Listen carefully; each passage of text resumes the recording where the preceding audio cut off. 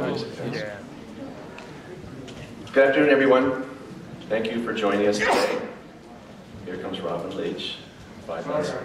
5 minutes late. We were waiting for you. I just want you to know that. We're here today on the eve of the 2013 Miss America competition. And let me just start off by saying that once again, Planet Hollywood Resort Casino has just been a phenomenal guest to us. I mean, we love it here. This is our 8th year here at Planet Hollywood. They're tremendous hosts. The contestants love being here. The theater is just phenomenal. We haven't sold out yet for tomorrow night. We're still a couple hundred seats short, but we hope to sell out for tomorrow night, so that is really good news. But we wouldn't be able to do all of this, as you all know, without our sponsors. So I do want to give a shout out to some of our sponsors that really make this happen. And without them, we just wouldn't be here today where we are. So I do want to say, just thank the Children's Miracle Network Hospitals, our national platform partner. They're going to be with us here all weekend here, so we're happy that they're here. Artistry by Amway, again, a wonderful company. It's been very supportive, providing the scholarships for the organization, so we're extremely thankful for them. LVCVA, the city, I think you guys are going to love the opening segment of the show tomorrow night here, and whereas we get to showcase the entire city of Las Vegas. They've been wonderful partners, sponsors of our organization. We thank them very much. Tomorrow night, we brought an old swimsuit sponsor back, Catalina, and we are so proud to have them back. So tomorrow night you will see the young ladies on stage with their Catalina swimsuits. Now, starting this weekend, also will be sold at Walmart stores around the country. And of course, all of our young ladies will be dressed in Joseph Ripkoff clothes, who is another proud sponsor of the Miss America organization. Will be wearing all their beautiful clothes during the opening segment. So with that, I would like to introduce the chairman of the board, Mr. Sam Haskell.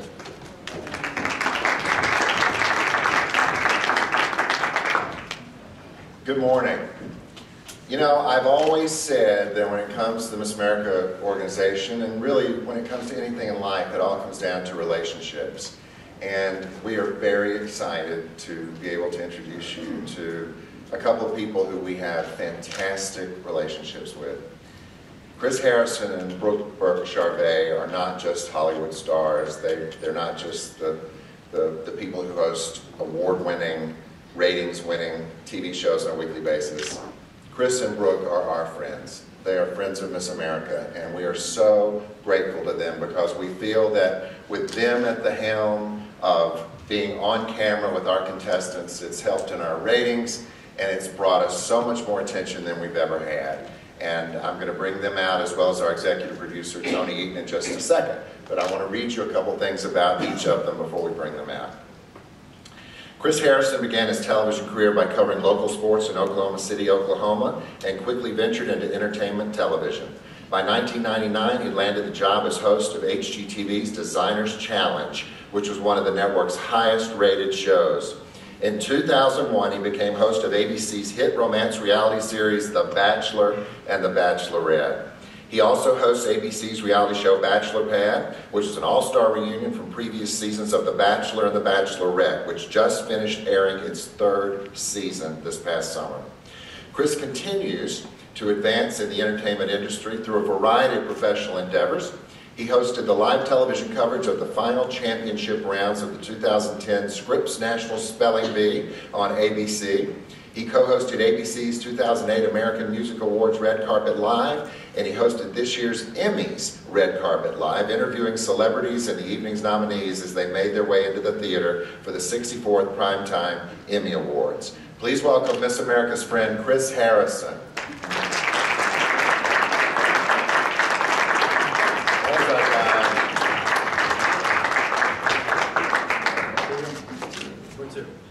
Why don't you guys sit over here and then we'll sit over here. Okay, Brooke Burke-Charvet is a successful host, actress, and entrepreneur. She returned for her 6th season as co-host of the ABC hit competition show Dancing with the Stars this past September, having earned the coveted Mirrorball Trophy herself as season 7's champion with professional dance partner Derek Huff. Earlier this year, she released 2 new fitness DVDs, and you're going to be hearing about one of them on the show. Transform Your Body with Brooke Burke, Strengthen and Condition, and Tone and Tighten. Her first book, The Naked Mom, is now out in paperback. With close to 2 million Twitter followers, Brooke has made a name for herself as a trusted resource in the world of motherhood and the social media network, motivating her to co-create the website modernmom.com, an online community for the woman behind the mom. As a pro blogger, she offers an in-depth look into her personal life on the site, and she's building upon that in her own powerful mommy brand, which has become quite successful as well. She has also just finished shooting 2 more fitness DVDs, and a few more are scheduled for later this year. Please welcome Brooke Burke-Charvet.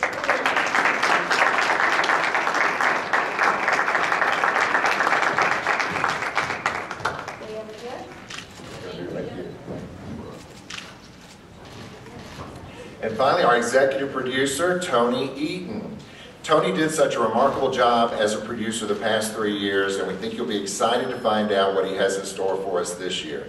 Tony and Art and I spent a great deal of time trying to come up with new and innovative ways to present our telecast, and we've got some surprises this year. I always promise Robin Leach that we'll have a surprise or two. We've got some surprises this year and some things that I think are going to make our audience very, very happy. So a few things about, do I have anything on Tony here? Yes. Tony produced a concert for Hope and the 6th Annual Radio Music Awards. He's a Grammy Award-winning producer. His long roster of television credits include David Bowie's Serious Moonlight and Tim McGraw Reflected. He has worked with such stars as Usher, Madonna, Janet Jackson, Cher, Brooke Burke-Charvet, and Chris Harrison. Ladies and gentlemen, please welcome Tony Eaton.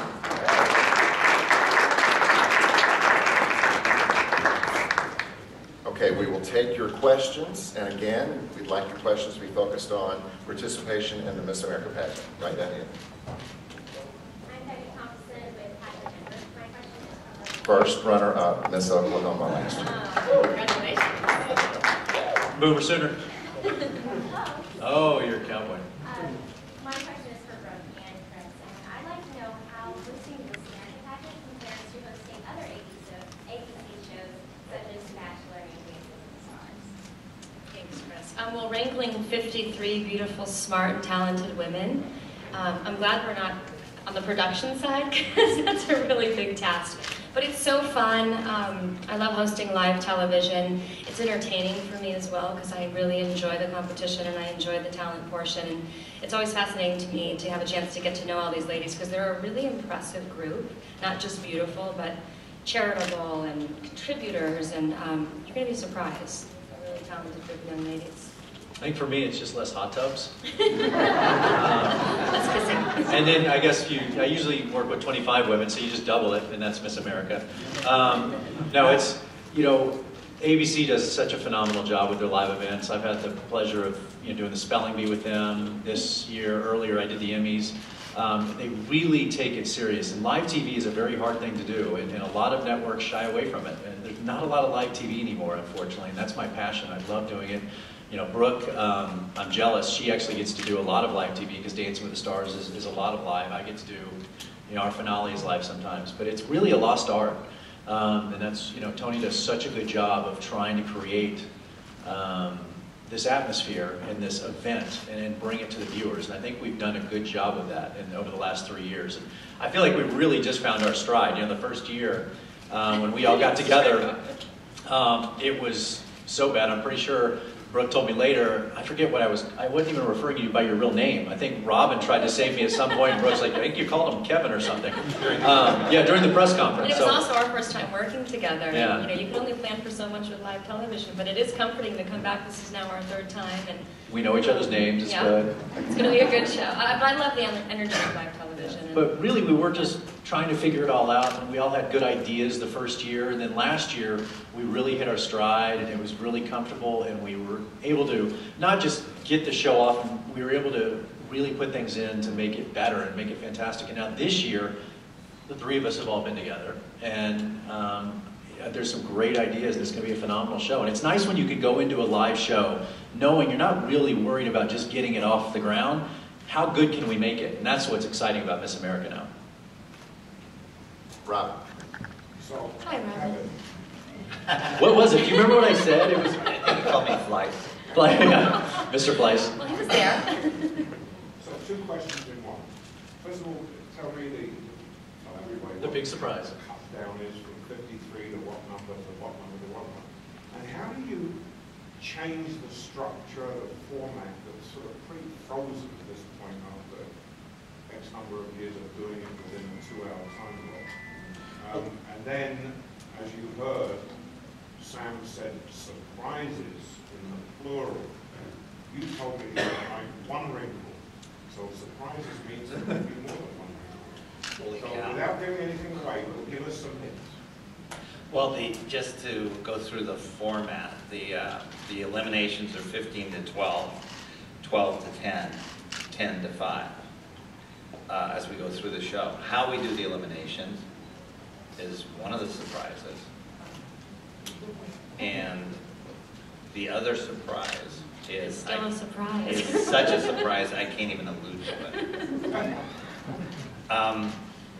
There might be, if I can, there might be some things that Brooke and Chris may share with our home audience that they don't share with the audience in the hall. Yeah, Brooke especially is going to be doing some stuff in the cone of silence this year for our viewing audience, which will not be seen or heard by the judges or by anybody else in the arena. But we're not going to tell you. We're not going to tell you what she's saying. It's supposed to be everyone's friend out there, but I'm really keeping secrets from them. This is completely different. But the show is like a sonnet, right? It has a certain number of lines, and it's in a certain, sorry to make a literary reference, but it's in iambic pentameter. There are rules to it, right? So the rules actually free us up to do a different thing every year within those rules. And that's the great thing about Miss America. The wrinkle that might ripple through the show would be the first elimination. No. Go fish. I think you should just be happy with what you have, Robin. Be rich and famous and happy with what you have. Okay, we have a young man over here that would like to ask a question. Then back to Betty Thompson. Wow, I've never been called young in the last 25 years. I'm looking for a plexiglass frame. Oh! Keep looking for Yeah, exactly. We all need that. All right, I'm John J.I.L.O. I'm from Ohio. I don't speak like someone from Ohio, but that's all right. That's the southern side. Anyway, you have something in your magic bag of tricks, your arsenal, as I'll call it, even though barring things on your place, which is just what I go ahead, to make this year fresh and new and new. Other than the surprises, like the three of you put your heads together and not become cyclops. Our magic bag of tricks. Well, I'll say one thing. When you see the show, you know, in a way, the Miss America competition is a competition, one of the original competitions in American culture, and we sort of went back to the Roman circus days to design the arena, although it's a very 21st century version of that. So that's a great look for the program. You know, one of the great things about Dancing with the Stars, about The Bachelor, about Miss America, every year it's different. You really don't have to reinvent the wheel. And, you know, kind of back to Robin's question is asking something like, how do you change it? You don't have to, because we have 53 completely different stories you have never heard before. You know, and you're going to be introduced to those stories. That is part of Tony's job, is to introduce these stories to you, but it's completely different than any year we've ever had, just by the fact that we have these 53 incredible women. And so Brooke and I are really there to drive this bus, to keep that energy, but honestly, not that we're not needed to do that, because we're very important in this, but we really are just our job is to get out of the way of this pageant and of this event, because it really does sell itself, and it really does move itself. I mean, you've been in the audience before, it's so electric that night. And so you really want to get out of the way and let these girls shine. And I think those real life moments is what America really wants to see more of, and we do introduce it this year as a reality competition as well, because those moments are going to happen organically. And what I think that America and the viewer always wants more of is a little bit more behind the scenes, and I think it's really fun to get those insights and that perspective from the girls. And 2 hours goes by like that. It's just so fast, so we don't have as much time as we would like to really have an opportunity to connect with each of them, but I think those moments happen, and that's what keeps it fun and different, and a really exciting group of girls this year. Yeah, and a great twist this year is that Laura Spencer has a show, an hour leading into our 2 hours, where our efforts to showcase the originality, creativity, and intelligence of the 53 contestants is enhanced this year by that lead-in hour, which does just that. So Betty it's gonna be Tom. like Miss Frizzle, doesn't have a school bus and driving the circus I don't know Miss Frizzle. Who is Miss Frizzle? It's old stuff. First Miss Frizzle reference in the last 80 years. That's not a good thing. Okay, we're going to move back to Betty Thompson over here. My next question is for Tony, and really I just want to know what goes into the final night, and how do you prepare getting ready for that final live telecast? And also, what things have you done as the producer to help promote the original of this? That's a great question. As you know, the show is sort of handed off to the director from your experience in the last couple of days. And a lot of the work we do is previous to even coming to Las Vegas in the conceptualization of the show and what changes or surprises we're going to put into the show. What was the second half? What have you done to help promote the original? It's not what we have done, although Brooke and Chris have done a lot via Twitter and Facebook and social media. I have to say that that ABC, in the person of Mark Bracco back there, has done a lot to promote the show this year, and I think there just feels like there's so much more interest and awareness of what's going on, and we're extremely fortunate to have a group of contestants who have very compelling stories that are being picked up in the media too.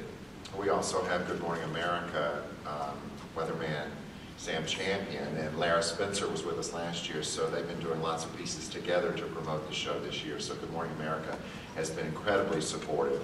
And tonight, Miss Montana has been selected by Diane Sawyer as her Person of the Week for World News Tonight.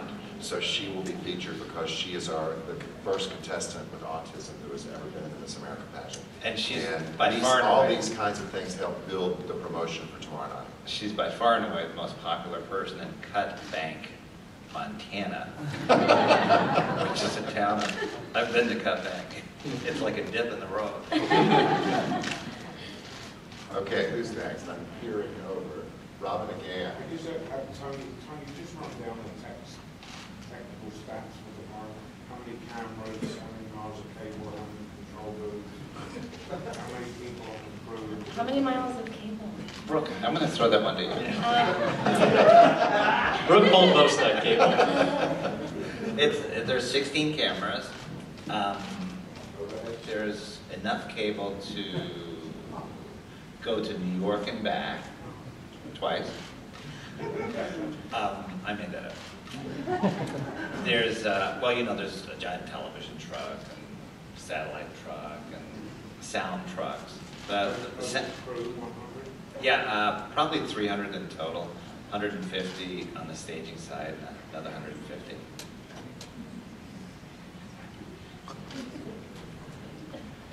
And I'm trying to get him to give you just a little bit. we had a very fortunate connection to the U.S. Air Force through a board member named Lynn Widener. And together with the U.S. Thunderbirds, we fashioned a really, I think, interesting opening to the show. And Chris and I will be in the air with it. I'm sorry, what are we doing? We'll be skydiving. Landing right where it Tony, is. what would you have done if you hadn't got the second flyover from the Thunderbirds? I would have whined really badly to Colonel Waller, Colonel Stephen Waller, who was the connection to Nellis. There was, you know, when you have, I know all this now, but before when you have a Thunderbirds flyover, everything stops. So that means McCarran has to stop putting planes up and down. So there were, you know, you can't really, this is Las Vegas, there's a lot of planes coming in and out every day. So that's what they were saying. If there was a problem with air traffic, I would not get a second flyover. I'll tell you one thing though, there was a news helicopter hovering exactly overhead where the jets were going to fly. And luckily, we had the U.S. Air Force with us, and we said, "Can you do something about that?" And they did. Benny Thompson. Powerful friends. Back to our wonderful host. So many times there's a preconceived notion of pageants. I would love to know if before turning to Miss America, did you have those preconceived notions of what a pageant would be like? What has impressed you most about the Miss America? You know, luckily I didn't have much of a preconceived notion. As you know, I went to Oklahoma City University, which is very rich in pageant, and many, I think the most, right? Not Miss Oklahoma, but also I think Miss America is from one particular college. I think we're up to 4 now, is that correct? Pretty impressive. And so I got to visit and see a lot of that being groomed, I guess, for this particular job in college, and I didn't even know it. And so, I came into my first show, I think it was 2004, which was the last one in Atlantic City, and I'm really glad I actually got to see kind of the old school version of this show back in the day and do it in 2004. So this, the last 3 years, I've really kind of was able to hit the ground running, and I've been able to embrace the organization and know what it's about. And that, Brooke will speak a lot more to it, and I think being a woman, I think it probably means even more to her, but being able to not just host this show, but embrace and be able to embody what it's all about makes a difference. And, you feel a lot less like a talking head, and you feel more a part of the family. When I see Art and I see Sam, and it's kind of like coming back to camp for us. I love coming here every year. It really is a special thing on my calendar, and I enjoy it.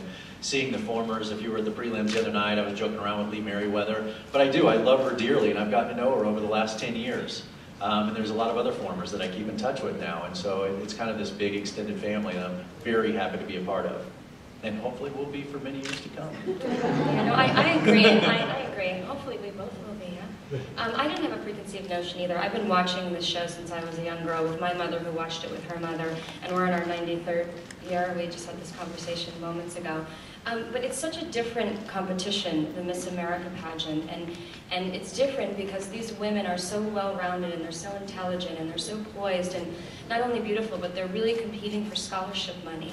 And the lucky winner this year gets $50,000 in scholarship money, and then there's all different other tiers. So these women are motivated, they're charitable, they're making a difference, their platforms are really about what they're doing, and it's not just about beauty and swimsuits and gowns and talent, it's about how they're contributing. They're really, really special ladies, and I was impressed to work hands-on with them the first year, and I knew all this, but it's pretty surprising, I think, and once you're a viewer and once you really experience and you begin to learn more about it, I think it takes that stigma away, and I think it really separates the Miss America organization from many of the others, and I won't name any names, but it's quite different and respectable and honorable, and the woman who goes on to win the crown and be crowned this year, she's got a year of hard work ahead of her where she has an opportunity to do some really great things. So being part of that feels good for me as a woman, and it's so much deeper than just beauty. It really is the full package, and the judges have a very, very difficult job. They really, truly do. I'm glad we have our roles that we do in comparison. We do. I think we have a question in the back. Hi, I'm from New Hampshire, and this is a question for all 3 of you. So you're participating in the show, but if you were to watch the show, what would be your favorite days of the competition, talent, swimsuit, For me, I love the talent competition. I love it all, but the talent is really fun for me. I also have a lot of respect for being center stage in the moment and having to hear a question, think, process it, and have to really know that that's your make it or break it moment, and have to share, and it's less than, what is it, a minute that they have to really put together their final impression in that final question. It's a lot of pressure.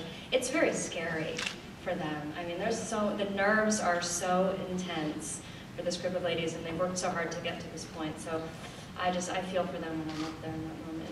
I think the obvious answer would be swimsuit competition. So I'll probably say swimsuit competition. And while that is not a bad part, but there's that, I guess the sick side of me. And if you've ever watched The Bachelor, I'm pretty good at kind of poking the bear and stirring the pot a little bit. I love the answer, the Q&A, and it's just, it really epitomizes, you know, what it's all about, and being put on the spot and having to rise to the occasion. And where that is in the show, it is really that make or break point. And so it's such a big part. I told Tony, I said, one of the twists I would love to come up with, let me ask a follow-up question. Let us make up our own questions. So after she answers, then I get to follow up. That's how sick I am. That's mean. Yeah, that is mean. That would certainly be a surprise. Exactly. Robin, don't go with that yet. But I do. I love that point, just because I think you get to that moment in the show and it really is all there. And they can almost just, for the first time, think, I might be Miss America. And I really have to get over this last hurdle. So that is a very pivotal, just action-packed, pressure-packed point. But the swimsuit competition isn't bad either. I just like meeting the girls. The parade of states at the top is my favorite part. Because then you basically see the full spectrum of contestants, and each one of them has a story. It's just a load of fun. I think we have another question over. No, behind you, sorry. Oh, sorry. Hi, my name is Winston from the Washington Express. I actually have a question for all three of you.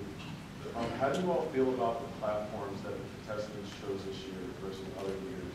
Any uniqueness that stands out about the platforms that each of you chose to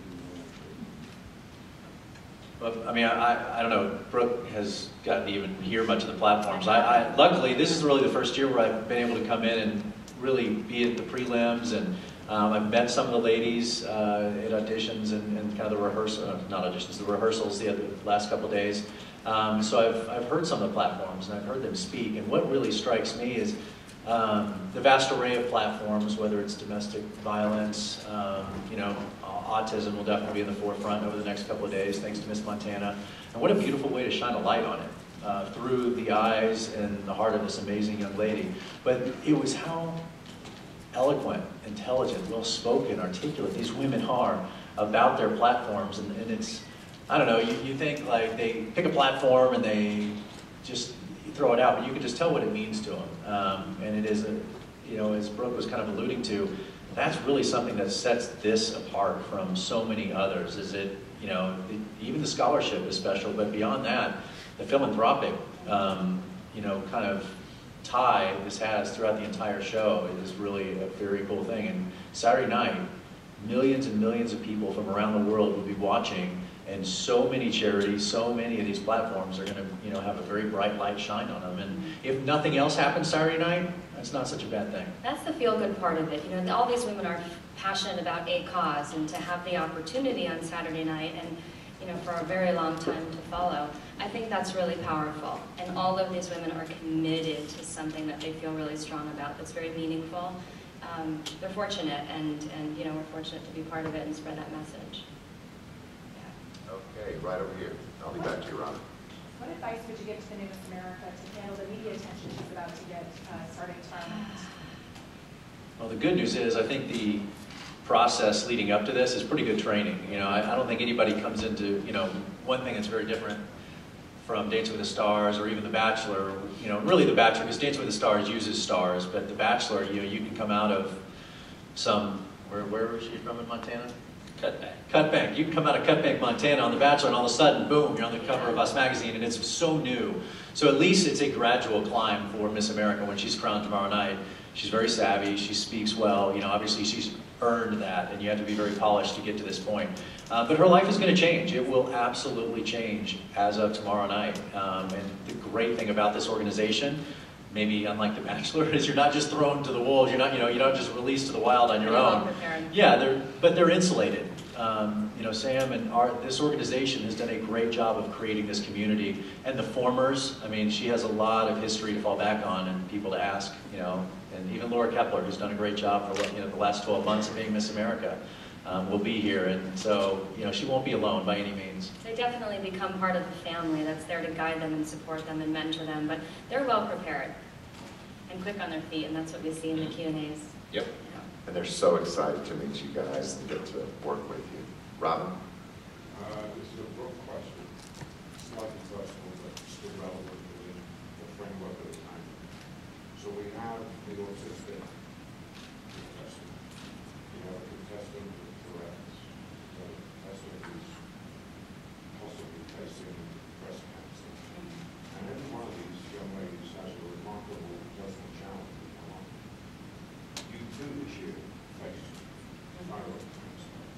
so we'll have empathy with them. Sure. Empathy with you. Just talk a little bit about what you went through matches, what some of them looked like. Well, I think, for me personally, and I've, watched, is it Allison Rose? And what she's going through, Alice, and she was so, really impressed me because we have an opportunity to make everything a positive in our life, which is the decision that I made going through my thyroid cancer. We also have an opportunity to educate everyone else, and the reason why I'm so public and I'm so comfortable and I'm so outspoken about challenges in my life is because I really think we can learn from each other. And going through it myself, I was really surprised with the statistics and the numbers of how many other women and men were going through it as well. I mean, almost 56,000 last year, and the fastest growing cancer. I'm one of the lucky ones, but even going through my experience, I was really committed to educating everyone and raising awareness. And the vast platforms that all these women are committed to, some of them are very personal, and I think that puts them it gives them a very important role. And I admire them because it's a little bit scary and it's a big commitment. But to be able to use the spotlight and really make it a positive, I think is a great thing. And I think we're going to be really touched this year when we really do get to hear their personal stories and learn that, and to know that other people are going to benefit from it, and gives them a chance to let everybody else know that they're going through something similar. Well, can you just time punch what you went through when you got the first word? Yeah, I had a regular physical. I had a very small nodule. I got an ultrasound. I got a biopsy. It was diagnosed as thyroid cancer. I scheduled my surgery. I had surgery first week in December, a little over a month ago. And I'm really blessed and really fortunate. And I had an incredible amount of love and support from everyone, which really outweighed everything that I was going through. And I feel great now, and it's over. And I'm going to get involved in a cancer organization in a big way, and continue to raise awareness and spread the word about it. But it all happened very, very fast. And the strangest thing about it is I had no symptoms, and it's really about being responsible enough medically to take care of ourselves. That's really what it boils down to. I had a regular physical, and you never know what's going to happen. And now here I am. It's over, and I'm feeling great. But I was responsible enough to take care of myself and do the right things and be a good patient. Well, can you see it? That's it. So good. All right, good. That's it. Yeah, thank God. Yeah, it is. We're all so Thank you. happy and relieved for you. Thank you. I appreciate it. And your bravery and the way you Thank talk you. about it. Appreciate that. You wouldn't be back for January 12th. Well, I took the whole month off after my surgery because you never know what they're going to find once they get in there, and I didn't know what the follow-up treatment was going to be. And, we had this conversation, and I was committed to being here, and I'm pretty tough, and I was really positive, and I knew that I would have whatever downtime I needed and be a great patient, but I felt pretty darn good after 2 weeks. And I don't know this for sure, but there's no way she took a month off. There's no way. Well, She may have taken a week off. She didn't. She took a day off. Well, I scheduled the month off, but I wasn't working. But I was home, and this, technically was my first day back in the spotlight to be here. And I was in New York last week doing press, and I was on GMA talking about Miss America and sharing my story. But technically, this is the first gig scheduled and very important to me. So, yeah, I'm really happy to be here and happy that it's over. And I'm lucky. I'm really, really lucky. You have to monitor it from here on out? Every 6 months, but it's pretty good. I think I'm going to be just fine. Thank you. Stay over here, and then I'll come back to you. All right. Chris? Yes, sir. No, and we'll go with the fact you're not good. But if you were, and I don't know how well you can answer this, or I'm not sure about that. You have a in your mind, at least, you have a favorite, not because you were at all the prelims. Right. Or are you just going to stop running and say, oh. I have no idea what the question was. But I'm going to say, do I have a favorite for Miss America? Yes, that's what I was asking okay. you. Yeah. Don't answer. I would say, yeah, exactly. I have to be very careful this year. I just want you to know I'm here for the right reasons. I'm here. Yeah. I'm always a homer. I always root for, my two favorites are, I'm from Texas, and I spent a lot of time in Oklahoma. And so those are usually my two standouts that I kind of root for. I have a rooting interest coming in. But I really don't, I mean, I saw such a minute bit of the prelims. I really didn't get a good taste of everybody in the entire pageant. I didn't get to attend all the prelims. I went to part of last night and the night before last. So, and I don't know how they did on the questions and all that. So, and then they don't let me talk to the judges and keep us apart, unfortunately. Okay, over here. Andy Jones from WB Magic. I was really impressed last night with the integration of social media, and I've been following the Facebook page. Pictures are coming up immediately, and there's the online voting. Was there any resistance to kind of embracing social media over the last few years, and where are we going? Will it be more and more? I think that we'll probably make greater use of Twitter, especially going forward. And we're sort of thinking about it this year, but we sort of got onto it a little bit late, and there's some technical issues to work out to make it work the way I want it to. So we decided to put it off for next year. But Twitter, as far as I'm concerned, is a great way to watch a TV show, or IMing, or something like that that connects you to your friends. And I encourage everybody to watch the show with their computers and their phones and their pagers. And communicate. Who has pagers? I know. And immediately get to a bank of okay, that was a joke. payphones.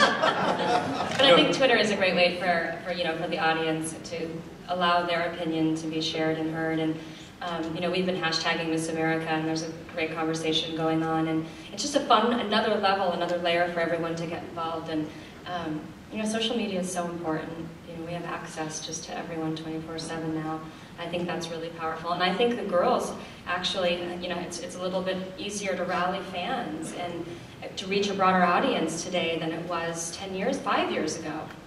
Yeah. It's changed everything. I mean, I know on The Bachelor, on Monday nights, usually I'll get on Twitter and I have a running conversation with the fans of my show, which is, you think back, even when The Bachelor started, back in the dark ages, it was way back in 2002, there was no Facebook, there was no Twitter, there's no blogs, none of that. And look where we are, 10, 11 years later, where I'm online actually talking with my fans. And Miss America is a reality competition, is a live event. And so people are sitting on their couches judging, oh, can you believe what she just did? Or can you believe what just happened? Well, now you get to throw it out there and people can respond back. And so you feel like you were a part of this event. You feel like you're there. And so, I executive produce and host the red carpet stuff for TV Guide. And, it's always the million-dollar question. How do you integrate social media? How do you bring Twitter in? It's a really hard thing to do because it's live, you're live, and it doesn't quite sync up, and it's really hard to pull off. But it's definitely finding its way in, whether you like it or not. And so you have to embrace it. Another reminder, too, to tune in 5 minutes because we're live on ABC. Right. Yeah, in a way, it's kind of antithetical to what Twitter is to try and incorporate it into television. As Chris says, the two don't gel well. So that's what we're sort of working on. Because people have tried, like on the red carpets, people have tried, tweet in your questions. Sure. First of all, the questions aren't that good. And then it's really hard, when Brad Pitt's standing there, then you're getting the tweet, then you're at, it just doesn't quite, like you said, it just doesn't quite translate. You think it would, and everybody's tried, it just hasn't quite done that. But, like Saturday night, I'll be probably, if you can get it, because the cell service really is terrible. It's a disaster in that theater. But like, if I can, I'll throw stuff up on Instagram from behind the scenes and while the show is going on. As much as we can Saturday night. And that'll be fun because people, can sit there with their phones and kind of watch and feel like they're really there with us. Our online voting continues to grow. You were asking about that. So, when this thing started a couple years ago, we started off with only 90,000 votes. Last year, it went up to 137. This thing ended last night at midnight, and we about have a little over 185,000 votes for the show. And actually, Tony, I'd like to give you a shout out and let you talk about this a little bit. In the past, we have sort of helped produce these pieces for them. Tony had a good idea. Why don't you share that with them? That they produced it themselves and did their own videos. Yeah. Everybody's so much more conversant with audio-visual tools these days. I mean, you can, if you have one of these, you can make your own video easily. So we, instead of making these videos for the girls, which we had done for the past couple of years, I decided to let the girls make their own videos. And I would say 15, 16 of these videos were superlatively good. I mean, they all should get a prize for how much time, creativity, and energy they spent on it. They turned out really well. Will we be seeing many of those on? They're online, but they won't be in the show. That's fun. Yeah. And then these 200,000 people have viewed them and voted for their favorites. And Betty Thompson was also the favorite last year. Not only first runner-up, but she was the audience favorite too. So, any other questions? Oh, right in the back. Hi. My question's for Brooke. I was just wondering how you go about selecting your wardrobe. I'm sure everything looks amazing on you. And how many outfit changes you have planned? It's not easy. Imagine what the girls go through trying to find that one perfect gown. I've got 3 wardrobe changes that I'm probably, well, hopefully it's a little ambitious, that I'm going to try to pull off, and we're still figuring it out, but probably less than 4 minutes. So that's for hair, makeup, and wardrobe change. Wish me luck. We might have a little live behind-the-scenes chaos going on stage, if you don't mind, which I actually love. We could use a good wardrobe malfunction. Yeah. What? This is great for the ratings. ABC Miss America. What? No, it's really fun, and it's part of my job that I truly enjoy. But my glam squad, they're actually here. So Stephen and Justin and Marilyn. It's a collaboration, and it's not easy, especially now because it's award season. So, you know, we're all sort of dipping and trying to find great looks, but it's so much fun. And a competition like this is so glamorous that, you know, I get to play dress up, and I love it, and I hope I'm going to be able to pull this off. I think there might be some 2-minute commercials. I think that we'll Which give is you really plenty of time gonna, to get these looks. Anyway, 3 looks, that's ambitious. We're gonna make it happen. Looking forward to it. Chris, are you changing? I see a lot. I'll it's be like wearing, I'm changing my tie. Yeah, I'll be in 6 different ties. Every time you come back, it's got a different color tie. That's very funny. And make sure they're coordinated color-wise. Right, exactly. It'll be like prom. I always want them to match your dress. Robin, one more, and then we're going to wrap it up with art. Sam, I'd like you to repeat the Dream Machine quote in last night's voice. Okay. And then I'd like to ask Chris if he thinks, from looking back to the Planet City and then the 3 years of shows you've got here, if the young ladies are more glamorous this year around, they're more striking, they're taller, they're more physically gorgeous. I mean, just as a guy's observation from what you see in the Hot Tub and Bachelor, I think. You're getting daggers right next to you from last year.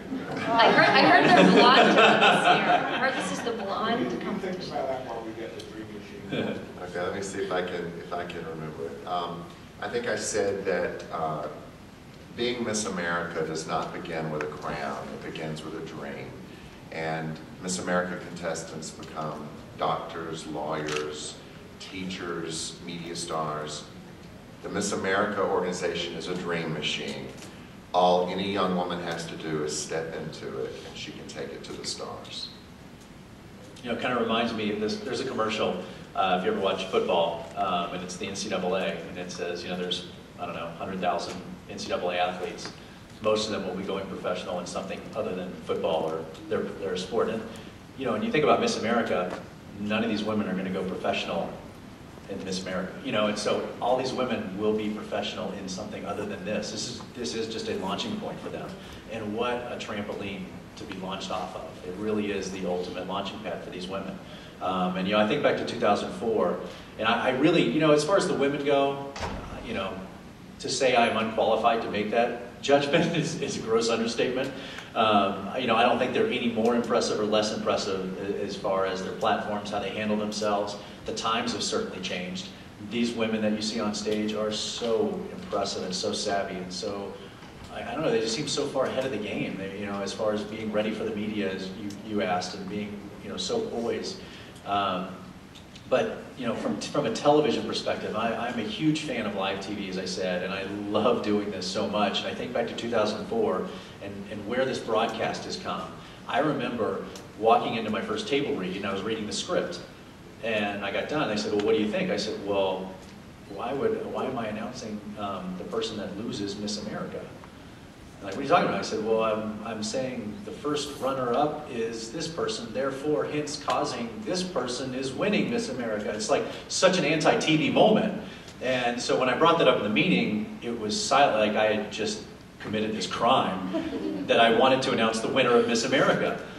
Because that is more of, and that's where we've tried to move this. And you have to be, it's a delicate balance. I know Tony walks and Miss America organization walks, and you have to keep the sanctity of what this means, but at the same time, we got to move this in a direction where we're entertaining people. This is on television, and so announcing the winner makes sense. You want to show the winner. I want to say Miss America is Laura Kepler, and so because we want to be on her, and that's the moment. And so things like that, where Miss America has given a little bit, we've taken, and it's this constant kind of balance. And it's evolving. Yeah, what Brooke said is what we try and do as hosts is continue to push that reality envelope, not in a bad way, not in a salacious way. This isn't the time for that. But there are those moments that we want to try and bring out, and that's really our job, these real, just honest moments that you get every now and then that really strike you. And so I'm glad that the show and the pageant and the organization has all moved together carefully in this direction.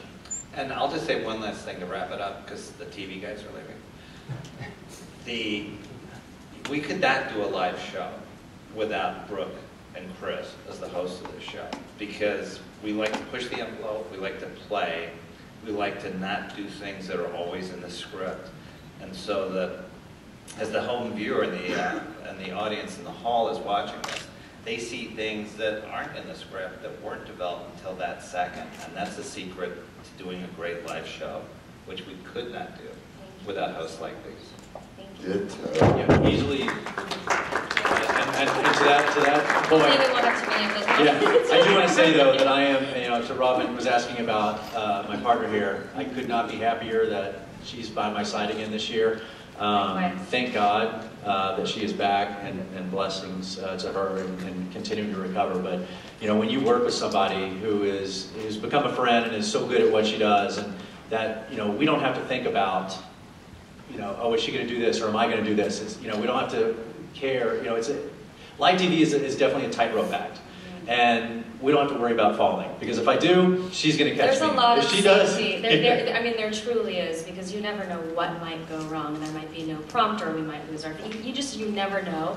And I think we'll just figure it out up there. And there is, to compliment you as well, you're an impeccable host, but there's safety in that, and it's fun, and that's the beauty of live television. And the greatest moment last year that no one will ever know about until now was, who was the girl, I forget who it was, I want to say Miss Alabama, but she was running off stage, and the gag was, Brooke's going to, it was the last second save, she runs off stage to go change, and the girl goes the wrong direction, and the girl has, in the middle of an interview. Yeah, she has like a minute and a half to do it, and so she sprints off, loses Brooke. Brooke was supposed to walk her back live on TV. I'm going backstage, and I'm running after her. And so, yeah, Brooke takes off on her heels. She's running back to get changed, and I'm walking off stage. We're still live on television, and in my ear, the director's like, "Stop! Turn to camera 2. Talk."